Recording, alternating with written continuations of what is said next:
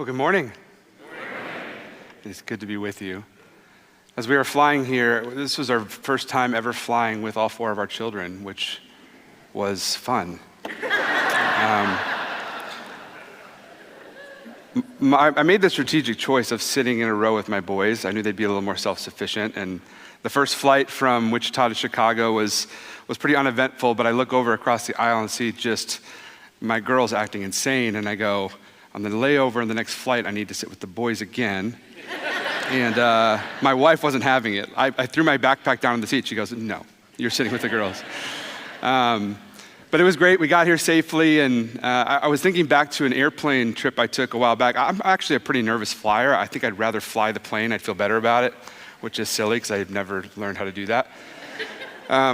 But I remember in this little tiny plane, I was visiting my grandmother who was aging, and I wanted to see her, so I took the trip to see her, and we had a wonderful time visiting with her, and went up to her favorite place in the world, which is this cabin up in Nisswa, Minnesota. We call it the cabin. It's a house on the lake, but it's really quite beautiful. Anyway, on the flight home, I go to the airport in Brainerd, which is this tiny little airport. I think like 6 people were at the airport, and 2 of them worked there. And we get in this tiny little plane, and I'm no kidding, there are just 2 rows of seats on either side, and maybe 8 of us on the flight. And it's just a quick little flight from Brainerd to Minneapolis, so about like 30 minutes. You literally get to cruising altitude, and then you're starting your descent. And I sat towards the back thinking I need some space to decompress and be by myself. I'm a bit of an introvert, especially on planes. And sure enough, somebody sat right next to me, which was fine, and started to make small talk. He was very talkative, and as the flight took off, it started to, we heard the captain come out saying, just FYI, we're going to experience some turbulence. It should be over soon.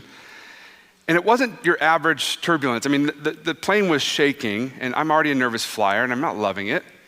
And the man sitting next to me reaches over, puts his hand on my shoulder, and he says, excuse me, if this plane goes down, do you know where you're going to go when you die? And I was like, well, actually, yes. I'm a Presbyterian minister, and we started talking once the turbulence died down. I'm like, give me a minute here. And we started talking. He's a retired Baptist preacher, and he tells me, he goes, you do know that my batting average for evangelism is best during turbulent flights? So I'm like, taking notes. All right, try that out sometime. And I share that story just to demonstrate that there's something that we all have in common. As humans, we all are at one point or another faced with the reality of death. Death is something that is coming for all of us. I know there's this new Netflix documentary called Don't Die about a man trying to cheat death. But the reality is, as much as we try to delay, it's ultimately going to be a part of all of our lives. And it's interesting, in the Gospel of Mark, you're going to see this theme over and over again where Jesus has a certain kind of authority and dominion over various different parts of creation, right? Whether it's him in the water and his dominion over creation itself, whether it's in this story that we're about to read with sickness, disease, and death. And so in order to understand the gravity of this story, we actually have to go on a little bit of a road trip.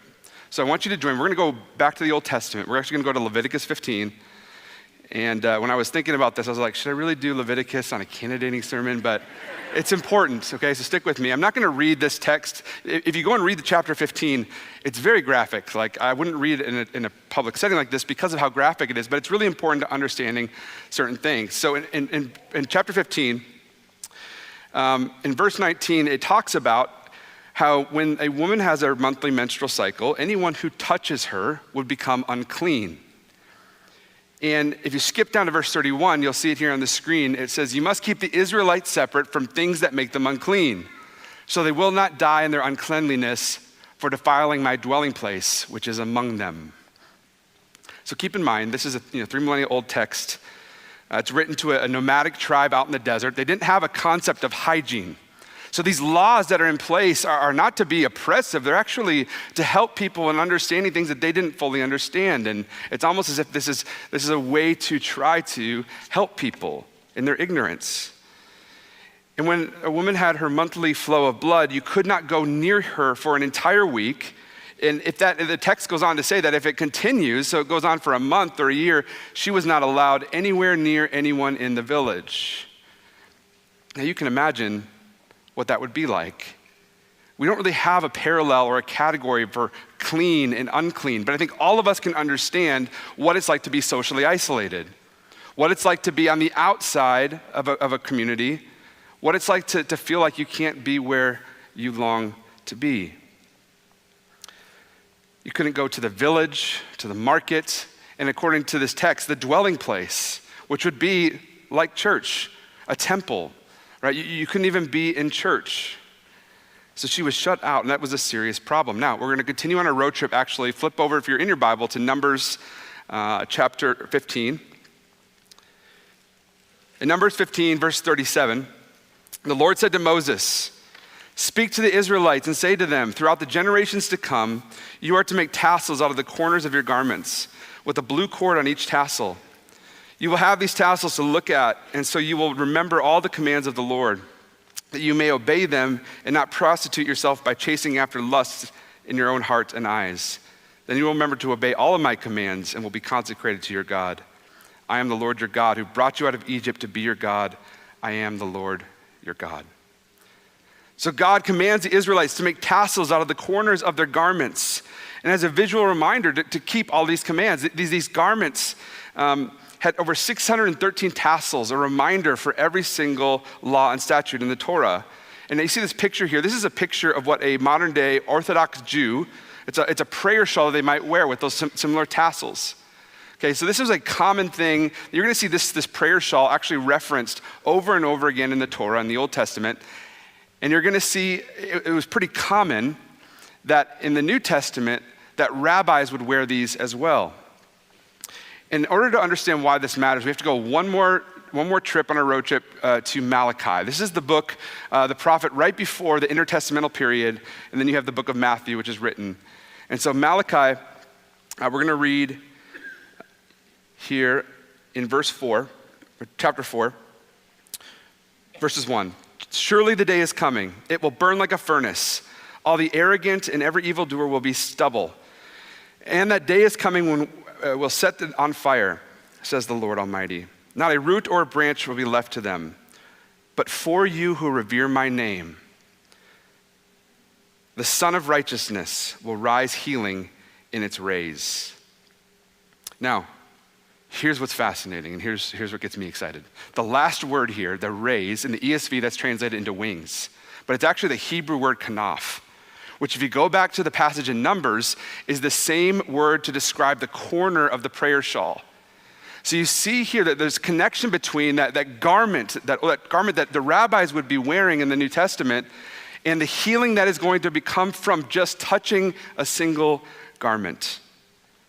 With that, let's go to our story. I'm gonna go verse by verse. In verse 21, it says, "When Jesus crossed over to the boat to the other side of the lake, a large crowd gathered around him." So you just kind of imagine this, right? He's kind of a celebrity at this point. And so there are people, it's like the paparazzi, just kind of mobbing him and surrounding him. He really can't get anywhere efficiently because they are surrounding him wherever he goes.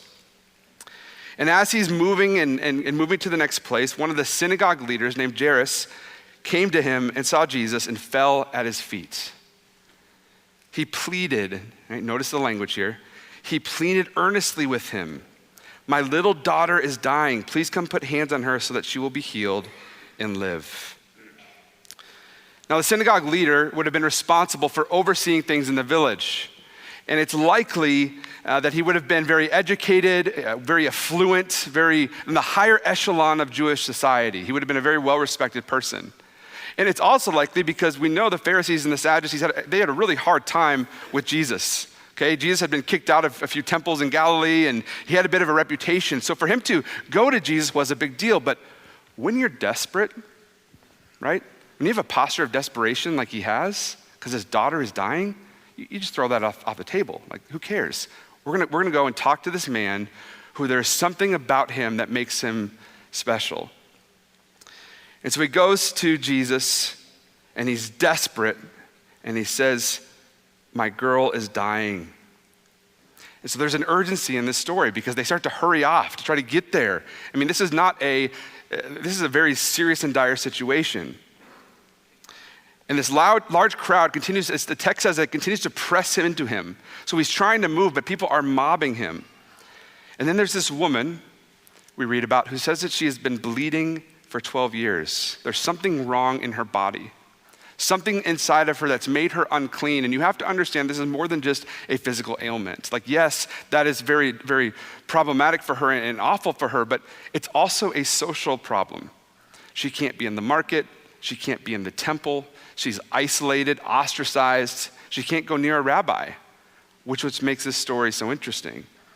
And also, not to mention that to be a woman in the first century, to not bear children, because she would have been unable to do that. I mean, that was, for many women, that was kind of your identity, was the ability to have children. And so for her not to have that, she is feeling just this absolute sense of rejection.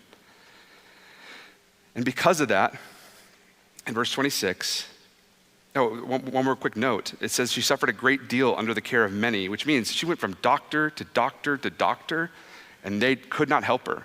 And I left this out of the sermon. It's in the extended cut sermon that was way too long. But there are all kinds of crazy, wild things that these doctors would try to do. They were more like magicians in that time than they were actual doctors. And I even think, like, for those of you who have dealt with chronic pain or illness, there's a different kind of suffering that comes along with long suffering, meaning when you have an issue that's been going on for years and years and years and don't have answers, that can be really difficult. I have a friend back home who is dealing with vertigo ever since the pandemic. Like, for whatever reason, she got sick with COVID, and then now she can't regain her balance. It's been like 4 years. I have another friend who's been having chronic headaches. Like, these things, they do something different to our mind and our bodies when it's not just the pain itself, but it's the long-term pain. 12 years is a long time. 12 years ago, I had no children. I had abs. It was a very different time in my life. And I have a hard time even remembering 12 years ago. It's all a blur.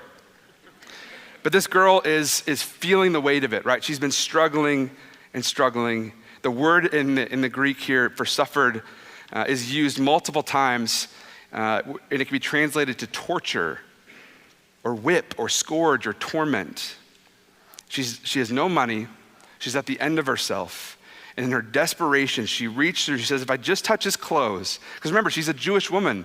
I think she would have had the context and understanding that the prophesied Messiah in Malachi, right, that if you could just touch the Messiah's clothes, that you might be healed. And so she has this desperate thought to go against all the social norms, break through the crowd where she's not supposed to be anyway, and just touch him. One scholar I read said that because Jesus is Jewish and a Jewish rabbi, there's no doubt he would have been wearing his prayer shawl 24/7. And it's really her way of saying, like, I believe you're not just a teacher. You're not just a rabbi. There's something else about you. And that there is healing power in the kanaf, in the corner of your garment. And we see in verse 29, immediately her bleeding stopped. And she felt free, the text says, from her suffering. So in the healing, she's set free. Jesus all of a sudden realizes that power had gone out from him, right? That word for power is domos in the Greek. It's where we get the word dynamite and explosive. It's kind of like I felt yesterday for Pastor Palooza. I was so drained, right? Talking to so many different people, and as an introvert, it's an exercise, right? And I just wanted to go hide in a cave. But that's what he's feeling. Have you ever felt really exhausted after a long day? That just weakness and need to recharge? Jesus felt something like that, which points to his humanity, right? He experienced power leaving him, leaving his body. And he's curious, right? What does he say in verse 31? The people are crowding against him, right? And he says, who touched me? Who touched me? And he won't let go of it. Like, the disciples are like, Jesus, come on.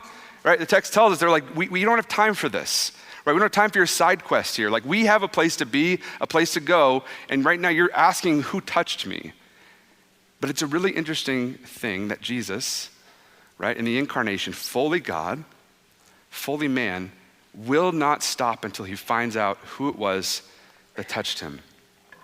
So he's scanning the crowd. He's asking that question, who touched me? Who touched me? And then this woman, knowing what had happened to her, came and fell at his feet, trembling with fear, and told him the whole truth. Remember, she would have been scared to death. It says the text that she was trembling, her hands were shaking, but he was calling to her, and she responded, and she told him, "It was me. I was the one who touched you." Not sure what he was going to say to her because he wasn't supposed to be touching her. You can imagine her fear, and Jesus reaches out and he says, "Daughter." That is a term of absolute endearment. He says, "Daughter, your faith has healed you." Not my kanaf, right? Not my garment, not some magic incantation. No, your faith has made you whole. Go in peace and be free. Now, as moving along in the story, you can imagine Jairus right now, the anxious dad, who's like, "Okay, Jesus, like I get that you're off doing this thing, but my daughter is dying. We need to go." And so they run, I can imagine them just running past the crowds and pushing through to get to this house. And they get there and the daughter has died. And they said, "Why bother the teacher anymore? It's too late, it's over. Don't bother him, she's gone, you missed your window, it's too bad." And Jesus tells him what he told the disciples on the boat. He tells them what he tells so many over and over again: do not be afraid. I know your daughter's dead, but don't give up on me. And the text tells us that there's all this commotion, people are crying and wailing, and that's because contextually in that time, they would actually hire people to be mourners, which is a weird job. But you would show up to a funeral and you would cry with them, and they would say they would rip their cloth, their garments, and they would throw dust in the air, and it was just all this symbolic way of saying, we're with you in your suffering. And so there's all this commotion, and they get to this house, and Jesus says something that is completely baffling. He says, the child is not dead, but asleep. And interestingly, right after he says this, it says that they started mocking him and laughing at him, and there's scorn, and they're making fun of Jesus, who said, she's not dead, he's asleep. Like, what are you talking about? And it says Jesus put them all out, which you got to use your imagination here. But I imagine it was like Jesus in the temple, right? Flipping over tables and being like, get out. I'm tired of you. Quit all your nonsense. And so they leave the room. And interesting that Jesus says, you're actually not dead, she's asleep. Because this is a metaphor that you're going to see over and over again used by the New Testament authors to speak of that time between death and resurrection. So Jesus' power over the grave means that we need to rethink how we even think about the grave itself, how we think about death itself and humankind's relation, that we all have people we know who have passed away, and we too one day will pass. But Jesus has to engage us in a way in which we rethink what it means death actually is. And he takes her by the hand, and his Aramaic native tongue says Talitha kum, which means little girl, wake up. The way that phrase, Talitha kum, kind of translates, like the meaning behind it is, it's like when our daughters take a nap, our youngest is like in between. If she naps, then she doesn't want to sleep. And so when she naps really hard. And you kind of, parents would know this, like when you wake your kids up, you don't want to just like throw water on them and turn the lights on and get an air horn. Never goes well. If we do that with our little Maddie, she becomes a monster for the next hour. So you do like the gentle wake up, right? You open a window, get some natural light in there, you start rubbing their back, maybe talk to them a little bit, try to get them to wake up more naturally. That's kind of the heart behind that phrase. Little girl, wake up. In verse 12, right before verse 12, it says that she got up and immediately began walking around. And this girl was 12 years old, so you can kind of picture that. The people were completely astonished. They were blown away, and they gave strict orders to not tell anyone about that, and then give her something to eat, because nothing makes you more hungry than coming back from the dead. You can imagine. Now, Mark's such a great writer. This is the stuff I love about Mark. I mentioned this in the Q&A yesterday, because there's so many parallels between these two stories, right? Both women are called daughter. They're both unclean and untouchable. It says the woman is healed after 12 years of sickness. And how old is the girl? She's 12. So you're seeing these connections in both stories. And I think what Mark is trying to communicate in this is what it looks like when the kingdom of God comes. right? It's like the untouchable being touched. It's the unclean being made clean. It's the man of affluence and wealth and power and the higher echelon of Jewish society and a poor, sick outcast and a woman. Two totally different characters, and yet God's power and presence meets them both. And Jesus, in this entire exchange, is truly demonstrating his power over sickness and death. Now, on that, let me give you just a few thoughts on what I think this means for us. First off, I think it says a lot about God. Keep in mind that when we see Jesus, we see what God is like, right? Jesus is Yahweh in flesh and blood. He's not a cold, distant force who created the world but really has no care for what's in it, right? God is like Jesus, warm, open, inviting, scanning the crowd, saying, "Who touched me? Where are you?" And the beautiful thing here is because of who Jesus is, it means to God, you are not just a face in the crowd, but actually, you are a son and daughter. That's who you are to God. So often, we may come to God like this woman, wanting a touch, wanting to experience a bit of his healing, or wanting something from God, a little bit of power, a little bit of comfort. And then we say, okay, now what? But see, for Jesus, that wasn't enough for him. It wasn't enough just for her to receive the healing. He wanted more. He said, "Who are you? I want to know you. I want to know your name." He wants an embrace. And that's because God is not just some cosmic vending machine that we go to when we need something or want something, but rather he wants to be known and he wants to know you. There's a relationship that he's longing for that goes beyond just what can he do for you. And it's the same way with my kids. I mean, for those of you who are parents, like my kids will ask me for things all the time. Can I have a glass of water? If my daughters ask me for ice cream all the time, and if mom's not home, I always say yes. But there's a constant need, right? They want things over and over and over again. And yet, as a dad, my love for my kids goes beyond just what I can provide, like what I can give them. Like I want to have a relationship with them. I want them to know their dad, and I want them to know that I know them. And those are the moments that we cherish most with our kids. And so the question I want to pose to you this morning is simply this. When in your life do you need to stop acting like a consumer of God and start acting like a son or a daughter? Right? There's nothing wrong with going to God for a touch or for something. In fact, the scriptures tell us to ask him, to petition him, and he doesn't grow tired in our petitioning. And so that's not to say we don't ask God for things, but it says we go a step further and we say, not only are we going to ask God to meet our needs, but we are going to seek after him and pursue him because he wants to know us more intimately than just being a provider. He wants to know you and me. The second thing I want you to see in this as a takeaway is this, that Jesus will never be hurried. We just don't see time the same way God sees time. Notice the role of time in the story. The woman is healed, but after 12 years of sickness, right? The child is healed, but not before she dies. She actually dies and then is healed, which doesn't make sense in our timing. It's like we just don't see time the same way God sees time. I mean, my wife and I are like this, and this is part of our relationship, is that no one in the world makes me wait more than my wife. And I love her, but I'm an on-time person, and she's sometimes on time. But the way she makes me wait more than anything is she made me wait to find out the gender of all 4 of our children. And which I know that's like how humanity did it for most of all time, but we have like things to tell us if it's a boy or a girl. So, and my wife's a labor and delivery nurse, so she could go into work and check anytime. And I'm like, if we knew, we could start thinking about a name and we could start getting clothes the right color and all those things. But no, she calls it life's greatest surprise. And I remember the first time we had 2 boys already, and Emma, she was pregnant with Emma, and I really wanted to find out the gender because I really wanted a girl. So I wanted to brace myself for disappointment. And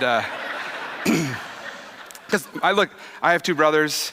My dad has brothers. Like I didn't think we could make boys, or make girls. I was really shocked. In fact, I remember the scene. We were in the hospital, and the doctor took the baby and lifted the baby up and said, "It's a girl." And I had so much just shock. I'm like, this can't be my baby. Like this is crazy.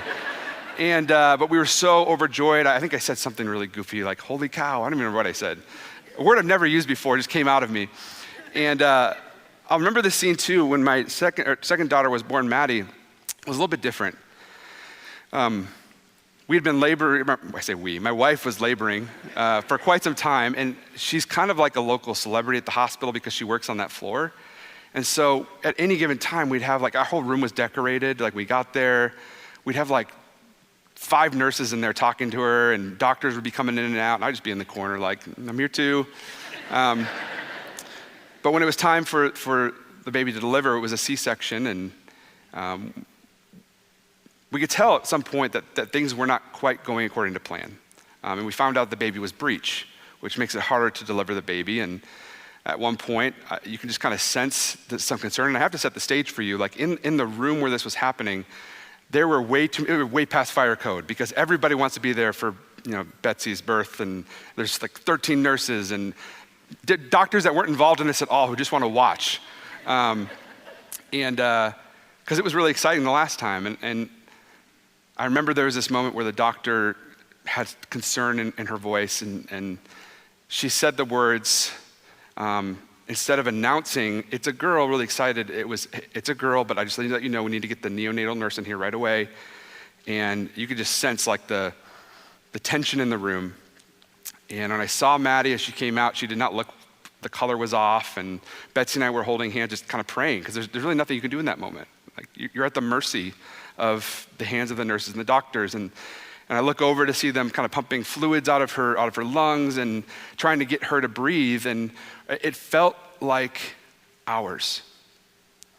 I know it was just a few minutes, but it felt like hours. And we're just there praying and pleading, asking the Lord to do something. And then we hear the sweetest sound that later was not always the sweetest sound, but the sound of Maddie crying and the color coming back into her face. And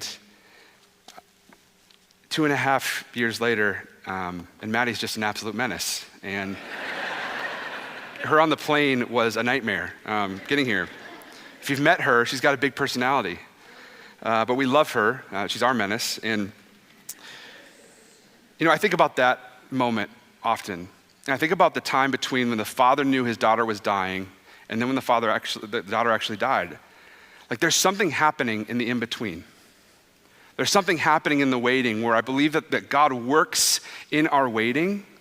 He makes people wait all the time in the Old Testament and in the New Testament, right? We see this even when he died, he waited 3 days before he came back to life.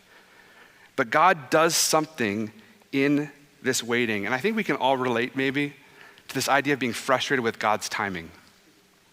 Maybe you've been praying for something for 12, 15, 20, 30 years and frustrated because you want to see the results that you're not getting. And perhaps you've been praying over a situation that hasn't changed, whether your marriage seems like it's been on the rocks for years, or there's a bad diagnosis or an addiction that's crippling. And you've been praying and pleading and nothing has changed. It's like the Father who says, Jesus, what are you doing? What are you waiting for? And I believe that what Jesus would encourage you this morning is simply to say, have faith. I'm up to something. I'm with you. I'm not distant. I'm there with you in your struggle, in your suffering, in your tears. My presence is with you. Do not give up. Have faith. Watch what happens. One last thing. In verse 30, Jesus realized the power had gone out from him, which is really a unique thing. We don't see that anywhere else in the New Testament. It's a unique account in the gospel literature. And the reality is, in order for that girl to be healed, Jesus had to become weak. He had to allow that power to come out of him. And so my last idea here is that the diseased girl, in order for the diseased girl to get strong, Jesus had to get weak. And in the weakness of Christ, there really is true power over death. You see, you've seen Jesus deal with much bigger issues, right? He dealt with the hurricane. The disciples are in the boat. Jesus is napping, which is amazing. And the boat's rocking, and he simply says, do not be afraid. And then he commands the waters to cease, and they do instantly. You see it with him and the demonic, right? There's demonic oppression that no one could seem to do anything about. And yet, when Jesus commands the demons to leave, they run and throw themselves into the pigs. There was a legion of demons. And yet, Jesus' authority over the demonic instant. And yet, in this moment, this girl simply touches his garment, and this power leaves him. I think the reason we see this account in Mark is because there's something communicated to us in this. It's a sign of something bigger. That Jesus is facing even a greater foe than hurricane, a greater foe than demons. Jesus is facing the greatest threat to the human race, death itself. And in his power, he gently lifts her up right through it. Daughter, wake up. And when Jesus Christ says, as he lifts her, Talitha cum, even death itself was nothing but a good night's sleep. Death itself is nothing but an afternoon nap, right? Wake up, get up. I think the last thing I'll share is just that I think we see something of God's love for us in this story, right? He, in spite of our flaws and weaknesses and failures and ways in which we rebel against God, and yet God in his infinite mercy can hold us by the hand and give us resurrection life through his blood on the cross and life for you. We see that in 2 Corinthians 13, where Paul says he was crucified in weakness that we could live in God's power. He became weak so that we could become strong. In the same way, when he lost his Father's hand on the cross, he willingly died for you and for me, went into the tomb so that he could be raised out of it. There is no God like that, no other God like that willingly went to death, willingly allowed weakness to be a part of who he was so that there could be power in resurrection. Jesus knew the only way to the crown was to the cross. The only way to resurrection was through death. And he loves us completely, and he knows exactly what you're walking through. So let me just share this to you. I know at the end of the service, I know there's a lot of pomp and circumstance on candidate weekend, but there are going to be people praying for you who want to pray with you.